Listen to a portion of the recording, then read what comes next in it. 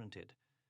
The dark hair and eyes and delicate frame had made her an object of derision with the English schoolgirls remaining in Calcutta.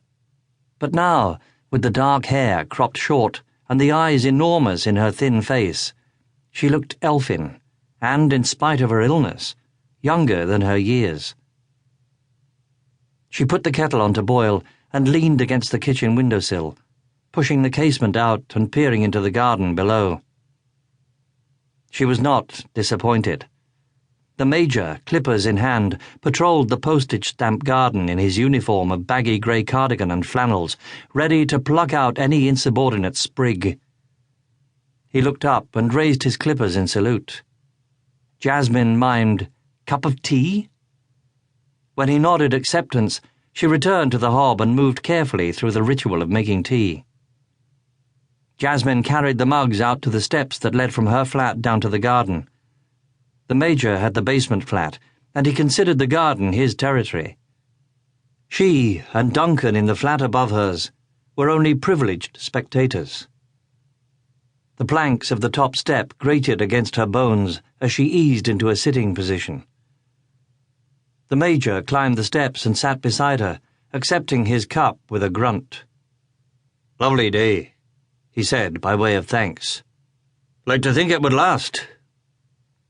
He sipped his tea, making a small swishing sound through his moustache. "You been keeping all right today?" He glanced at her for a second only, his attention drawn back to the rioting daffodils and tulips. "Yes," Jasmine answered, smiling, for the Major was a man of few words under the best of circumstances. Those brief comments were his equivalent of a monologue, and his usual query was the only reference he ever made to her illness. They drank in silence, the tea warming them as much as the late afternoon sun soaking into their skins, until Jasmine spoke. "I don't think I've ever seen the garden look as lovely as it has this spring, Major. Is it just that I appreciate things more these days, or is it really more beautiful this year?" "Humph," he muttered into his cup, then cleared his throat for the difficult business of replying. "Could be. Weather's been bonny enough." He frowned and ran his fingers over the tips of his clippers, checking for rust. "Tulips are almost gone, though." The tulips wouldn't be allowed to linger past their prime. At the first fallen petal, the Major would sever heads from stalks with a quick, merciful slash. Jasmine's mouth twitched at the thought. Too bad there was no one to perform such a service for her. She herself had failed in the final determination, whether from cowardice or courage, she couldn't say. And Meg... It had been too much to ask of Meg. She'd had no right to ask it of Meg. Jasmine wondered now how she had ever considered it. Meg had arrived today looking even more untended than usual, her wide brow rumpled with distress. It took all Jasmine's strength to convince Meg that she'd changed her mind, and all the while the irony of it taunted her. It was she who was dying, after all, yet it was Meg who needed reassurance measured out in palliative doses.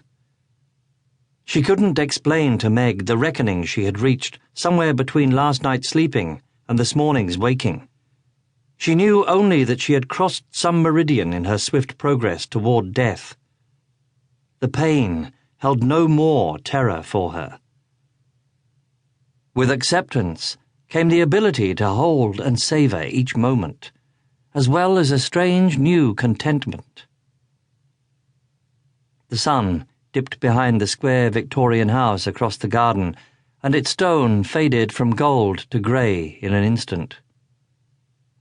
The air felt chill against Jasmine's skin, and she heard the faint bustle of traffic from Roslyn Hill, evidence that life still eddied about her. The Major stood, his knees creaking. "I'd best finish up. The light'll be gone soon." He reached down and hoisted Jasmine to her feet, as easily as if she'd been a sack of potting soil. "In with you now. Mustn't catch a chill." Jasmine almost laughed at the absurdity of her catching a chill, as if an